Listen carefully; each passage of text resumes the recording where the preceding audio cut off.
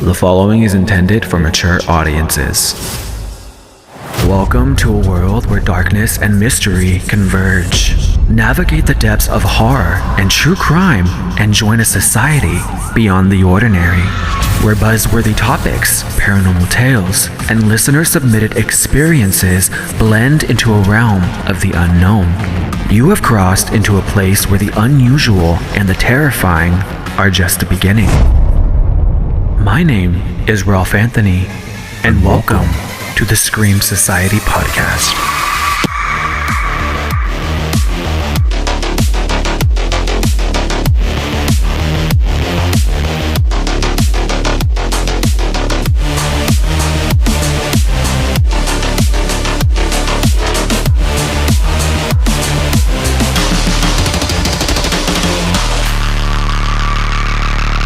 Surprise, bitch. I bet you thought you'd seen the last of me. Hello, Screamers. Welcome to another edition of the Scream Society, the ultimate variety podcast from hell.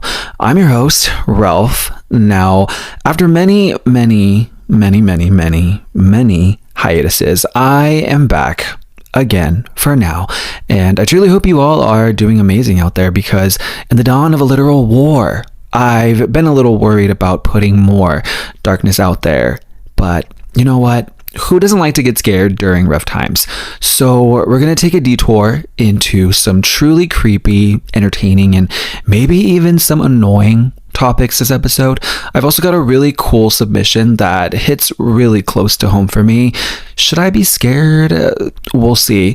Plus, there are some questions that I want to take some time with. It's just... Lately, I feel that I've been detouring from the original format of the Scream Society. Anywho, what have I been up to? I've been working because I no longer live that self-employment life, unfortunately.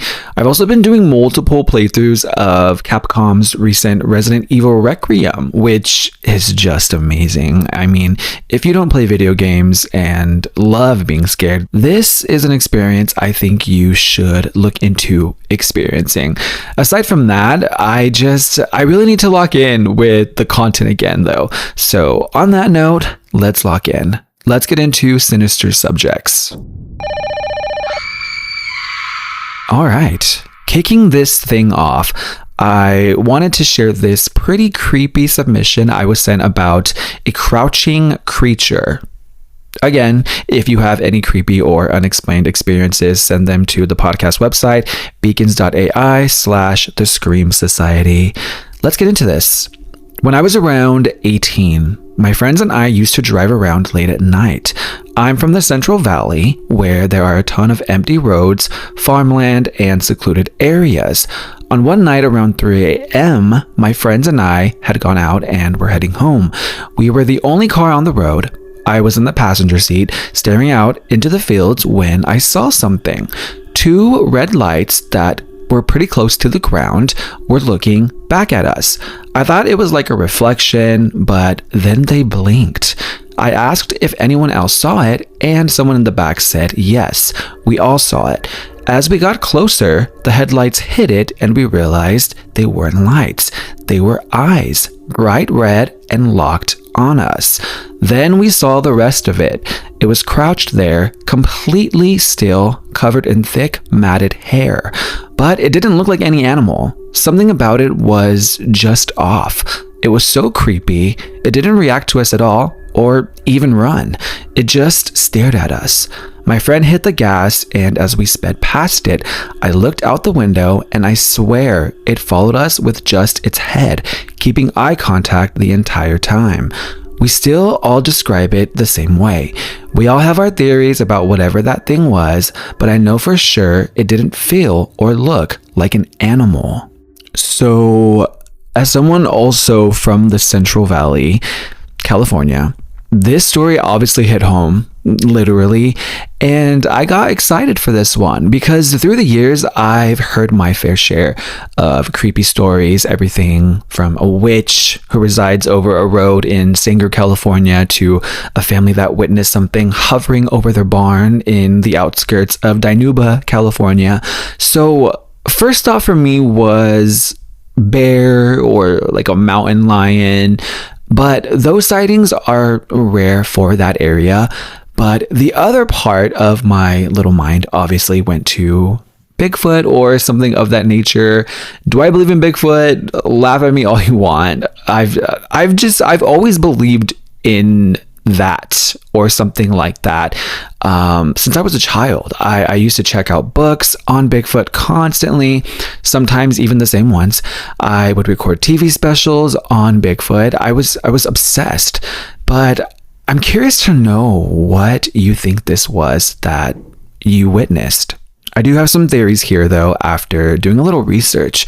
Now, there is a specific cryptid often referred to as Big Red Eye, and that's the first theory that came to me, especially when you mentioned the long matted hair. And now, Big Red Eye, which is essentially just a variant of Bigfoot, is known for its unnatural glowing red eyes, right? Now, this originated, I want to say, in the 1970s after a number of sightings were reported. Stay with me. However, glowing red eyes are just such a common trope in cryptid lore that Big Red Eye has basically become a catch-all nickname for a range of creatures. I mean, it's even been used to describe things like the Mothman of Point Pleasant, which I definitely need to cover at some point. But the one that's really got my attention right now is how Big Red Eye also ties into regional Bigfoot type sightings like the Sierra Highway Devil, better known as the Yucca Man, lurking out in California's Mojave Desert. And those are deeply connected to the ancient oral traditions of the indigenous peoples who have lived in the Mojave Desert for years, who have had stories long before the 1970s of hairy devils or wild men. Now, more grounded and less fantastical, because us humans have an interest in fantastical beings. Theories from people, obviously, who aren't believers could be things like maybe y'all were tired. There was some sort of light trickery with a shaggy dog. Or maybe someone was out in a costume at 3 a.m. wandering secluded country roads. Maybe it was just someone who was really, really high. I don't know. We're going to move on. But after reading this story, I don't think I'm ever going to look at the roads back home the same again, especially at nighttime. Switching gears here, we're going to do a 911 call that recently caught my attention. Now, this episode, I will be talking about this 911 case that has been haunting the internet for decades. Like, if you were on Reddit or YouTube in the early 2000s, you probably heard this audio and it probably gave you nightmares. I'm talking about the Ruth Price 911 call. Let's get into it.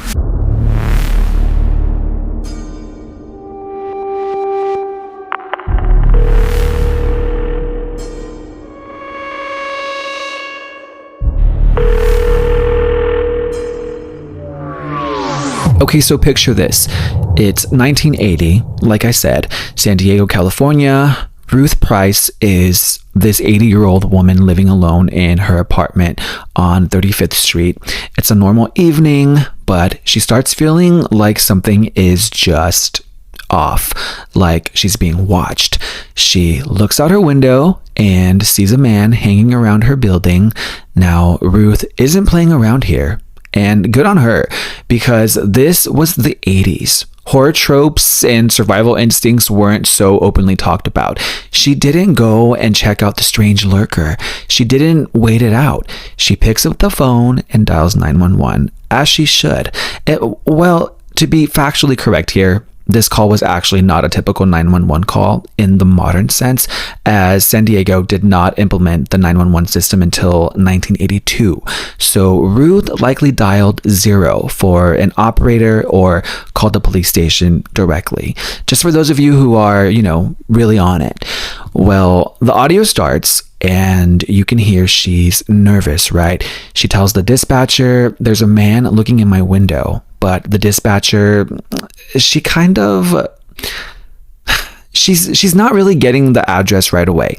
She's asking questions and you can hear Ruth getting more and more panicked. Then the audio takes a turn into a literal horror movie. Take a listen. The Ruth Price of 1377. What's the problem, ma'am? Oh, well, there's some guy been checking the place out. How? Well, he went in the back. I have an apartment in the back, and he said he was looking for a guy. And he comes to my door, and Yeah? and said he's looking for an apartment. So I live alone, and I'm an old lady. Mm-hmm. Where is he now, ma'am? I don't have no idea.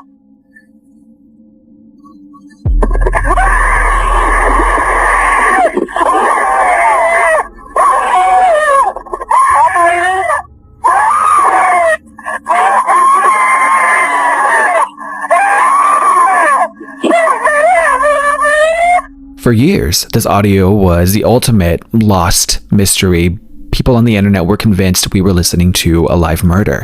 This call was used in training for 911 dispatchers to show them, hey, get the address first, because if this happens, you have no idea where to send help.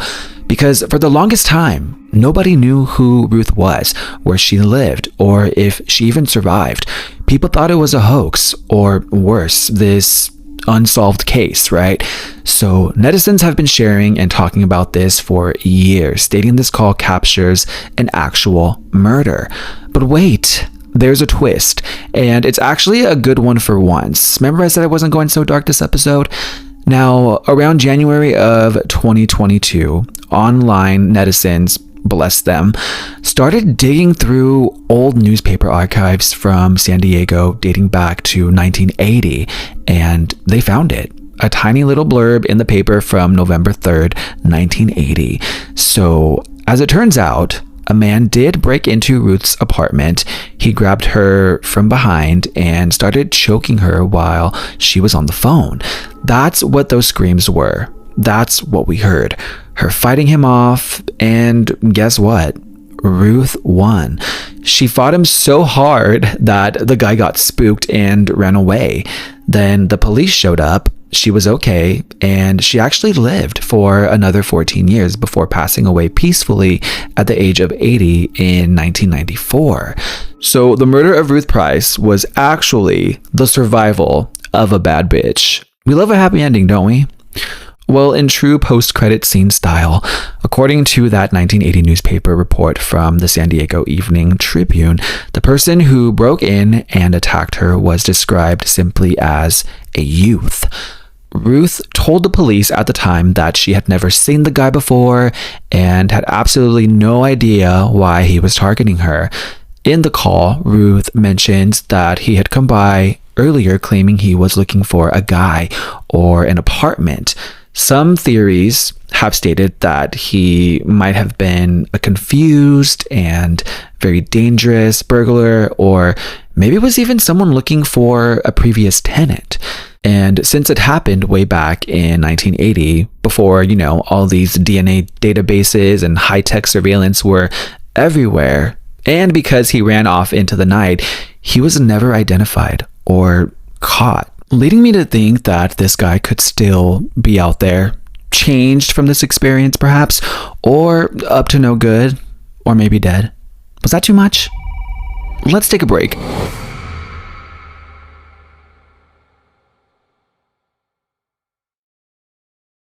Welcome into Terrifying But True, the segment where I choose one random true crime, dark history, or paranormal case and do a deep dive on it. This episode, I'm talking about Don Decker from Stroudsburg, Pennsylvania. Now, Don claimed that for a short period of time, he could literally make it rain. Not like that, but like out of nowhere, drizzle, indoors. I'm talking full on, why is my living room leaking from the walls type of situation. And he believes, of course, that this was due to some kind of demonic possession. So let's get into it. When the unthinkable becomes reality, we find ourselves questioning everything, as some stories are too terrifying but true.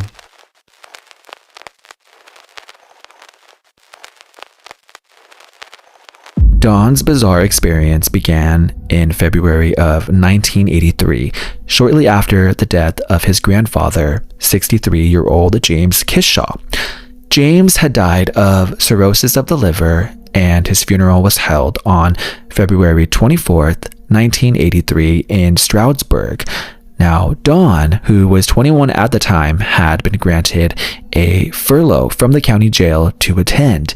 He had been serving a 4 to 12-month sentence for receiving stolen property. So, as you can see, there is already a kind of messy backstory here. I mean, Don was part of a troubled adolescence that included drug use and all of these bad things. Now, what no one had knew was that Don was keeping this really dark secret, because he later admits that his grandfather, the same man that he was expected to publicly mourn, had physically abused him since he was 7 years old. No one else in the family was aware of this either. Don described the situation with his grandfather as good fighting evil. So when his grandfather died, he believed that the evil in his life was finally gone and that everything would change. Now, things did change, but not in the way that he expected. After the funeral, Don was deeply unsettled by the way his family glorified his grandfather. So instead of going home with his family, he decided to spend the night on Friday, February 25th with his friends Bob and Jeannie Kiefer, who he had met only a few months earlier. It was at the Kiefers' home on Ann Street that everything began. One night while he was upstairs in the bathroom getting ready for dinner, Don suddenly felt strange and disoriented. He described the sensation as if the air had been sucked out of the room, like he was standing inside of a vacuum. He then collapsed on the floor and had a vision of an old man laughing while wearing a crown appearing in the bathroom window. And at the same time, deep scratches appeared on his wrist. Don then goes downstairs and sits with Bob and Jeannie for dinner. They noticed the scratches and asked what happened. Don then tells them about the vision and said that the wounds were caused by something upstairs. And then they proceeded. Like, imagine having someone over for dinner. They're upstairs using your facilities, come back down with scratches, and they very casually say, "Oh, just something upstairs scratched me." And then you continue on with dinner. Like, could never be me. Could never be me. I would immediately freak out and either go check it out or leave the house. So shortly after dinner, Don and Bob went into the living room. Then suddenly the air turned cold and seemed to vibrate. The Kiefers heard a loud noise coming from upstairs, and almost immediately, water starts to drip down the living room walls. Then Don falls into a trance-like state. Bob asks Jeannie if she had any water running, to which she answers no. So everyone's confused here and pretty unsure of what to do. Bob ends up calling their landlord, Ron Van Wy. So while he was on the phone, Jeannie placed pots and pans under the dripping water, and Don remained unresponsive. When Ron, the landlord, arrives, he was just as confused as everyone else was. At first, he suspected a plumbing issue, but then he remembered that there were no pipes in that part of the house. He and Bob checked upstairs, including the bathroom, but didn't find any leaks. So as they continued observing, Ron realized the water wasn't coming from the ceiling, like a typical leak or something like that. It was coming from the walls. It was even rising from the floor with no clear direction or source. When it hit them, it left behind this really oily residue. So Ron, the landlord, then calls his wife, Romaine, and contacted police officer John Bajan. When Bajan arrives and saw what was happening, he brought in his partner, patrolman Richard Wolbert. Wolbert initially refused to enter without knowing what he was walking into, but Bajan simply told him to trust him. And as soon as Wolbert entered the house, he was hit by water droplets. He later described seeing water traveling horizontally through the air, and at one point, a large mass of water passed between him and Bajan and moved into another room. Strangely, the phenomenon seemed confined mostly to the living room though. Bajan had said he felt a chill as he walked through the house and believed something was seriously wrong here. He began to suspect that Dawn was possessed by something. So at that point, Bajan and Wolbert left to report the incident to Stroudsburg's chief of police, Gary Roberts, and meanwhile, Dawn, Bob, and Jeannie, who had gone hours without eating, went across the street to a restaurant while Ron and Romaine stayed behind. As soon as the others left, the rain stopped and the house returned to normal. Ron and Romaine began to suspect that the phenomenon was connected to one of them, since the activity stopped once they left. They believed it had to be tied to either Dawn or the Kiefers. And by that point, the strange rain and all of this weird shit had been going on for about 23 hours. So, cut to the restaurant. The restaurant owner, Pam Scrofano, had already witnessed the rain earlier and believed it was something demonic acting through Dawn. She said that when she looked at him, he appeared to be in a trance and didn't seem aware of her presence. And while they were sitting in the restaurant, the rain began again. Pam grabbed a crucifix from her cash register and pressed it against Dawn's skin. It burned him on contact. When he tried to remove it, she told him to keep it on. And that's when the crucifix turned black. And at this point, she became convinced that he was possessed and told the Kiefers to contact a priest, as if it's that easy. So, at this point, Don himself began to believe he might somehow be responsible, especially since the rain appeared to follow him. He pointed out that nothing had happened to the Kiefers' house until he arrived there. When they returned to the house, Romaine confronted Dawn, accusing him of causing everything. She and Jeannie yelled at him, demanding that he make it stop. And as they argued, the kitchen went crazy. Pots and pans were rattling, cabinets were shaking, and the lights were flickering and eventually would go out.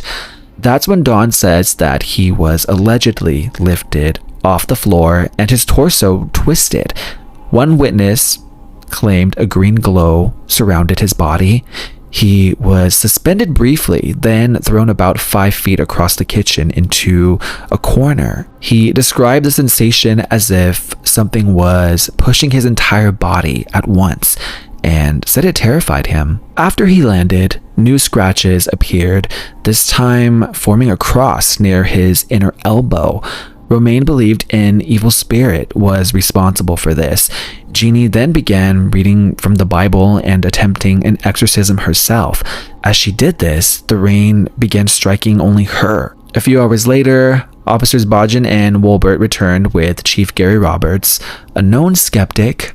When Roberts entered the house, he was also struck by the rain. However, he dismissed everything, saying it was a plumbing issue or a prank. He ordered the officers to leave, instructed them not to file a report, and told them not to speak about the incident. They complied. Now, the following day, acting against Roberts' orders, 3 veteran officers returned to investigate further. They placed a paper bag over Don's head to ensure he wasn't creating the water himself. Officer Bill Davies handed Don a gold cross. Don immediately said that it was burning his hands and threw it to the ground. When Davies picked it up, he found that the cross was hot. Moments later, the rain started again. Another officer, John Rundle, reported that Don was suddenly lifted and thrown across the room with great force. When they removed the bag from his head, they discovered 3 claw marks on his neck that had drawn blood. Both officers later stated that they had never experienced anything like it and had no explanation. So, on the 3rd night, Sunday, February 27th, Ron, the landlord, finally convinced an evangelical minister, Reverend Johnson, to come to the house after multiple clergy members had refused. As she began to pray, Don went into a convulsion, shaking and curling into himself. Over time, as she continued praying, he began to relax. Witnesses said that the atmosphere in the house changed and became peaceful again. After about an hour, the rain had stopped completely. Then dawn had appeared to return to normal. This was the last time the phenomenon occurred in the house. After Dawn's furlough ended, Dawn returned to Monroe County Jail, and within days, the rain appeared again, this time inside of his cell. Dawn had said that he thought to himself that he wished it would rain, and moments later, water began coming out of the concrete floor. Other inmates were frightened, obviously, and guards reported seeing water move unnaturally, traveling up the walls and through the air. And when challenged by a guard, Dawn claimed he could control the rain. The guard dared him and told him to make it rain in Warden Dave Keenhold's office. And at the same moment, Keenhold was alone in his office and noticed a wet spot forming on his shirt. So soon after, a small mass of water traveled down the hallway and struck him in the chest. A plumber was called, but after entering the cell, he became disturbed and refused to continue. Believing something serious was happening, Keenhold contacted the jail's chaplain, Reverend William Blackburn. At first, Blackburn believed Dawn was lying, but during their conversation, Dawn's demeanor suddenly changed, and a strong, unpleasant odor had filled the room, which was described as a similar smell to death, but way more intense. Dawn then claimed that he had powers and demonstrated them by producing a mist-like rain. Blackburn began to pray, despite Dawn telling him not to. He later noted that although there was moisture in the air, the pages of his Bible remained dry. After a short time, the rain stopped again. Dawn became emotional, thanked him, and they prayed together. Blackburn later stated he believed Dawn had been possessed by something not of God. Now, after this, the occurrences stopped completely. Dawn later said they never happened again, and he had believed that his grandfather was responsible, continuing the abuse even after death. And here's where it gets even more interesting, because what I just went over sounds absolutely crazy, right? But paranormal investigators would later examine this case multiple times, and many noted that a lot of the witnesses were credible, including the experienced police officers. However, skeptics offered alternative explanations. Researcher Robert Bartholomew suggested the rain could have been caused by ice damming, where melting snow refreezes and leads to unusual leaks inside a home, which the weather conditions at the time supported this possibility. He also had suggested stress may have played a role, with Dawn possibly entering this trance-like state that was triggered by trauma and grief. He also questioned why there weren't any photos or videos that were taken, and why no news stations were contacted or reporting this. Now, despite these theories, many, including the witnesses, remained convinced that something unexplained, possibly supernatural, had occurred. Because in total, there are 9 eyewitnesses, along with Dawn himself, who claimed that they experienced something beyond explanation. But the question remains, is this case the result of psychological trauma, grief, a natural phenomenon, or something else entirely? As always, I will just leave that up to you to decide. And honestly, this is a case where it's like, explain it however you want, but something was very, very wrong in that house. Let's take a break.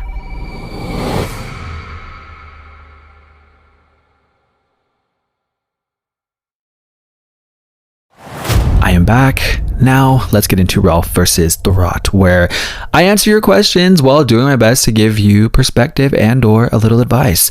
To submit, simply email screamsocietypodcast@gmail.com.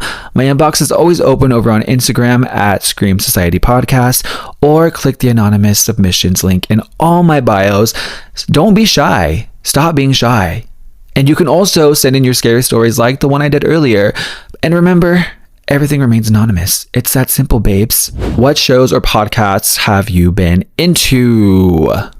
Shows or podcasts have I been into?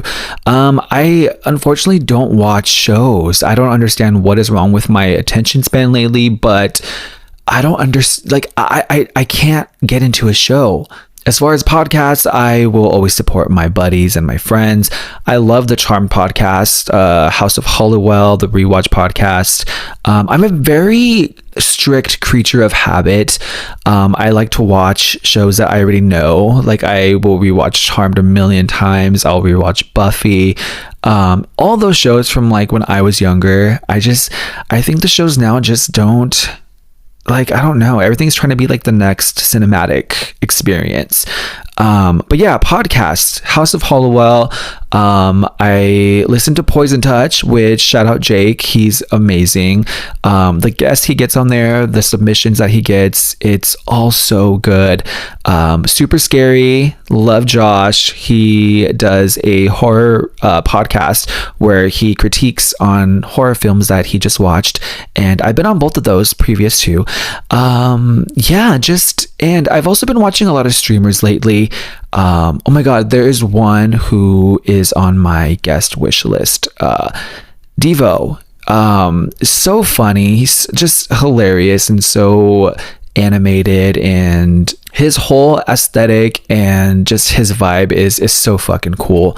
But yeah, that's definitely what I've been into lately. Validate me. My biggest ick lately has been apolitical people. Oh my god. Yes. You are validated. You are loved. You are heard. You are seen. You are caressed. You are humped. Like, I cannot go off more about people who are, I don't do politics. I'm not into politics. Actually, I just got into like a little tiff with another creator during the Super Bowl time. You remember, like, everyone was pissed off about Bad Bunny, and they were talking about watching the Turning Point USA political conservative one, whatever was happening over there.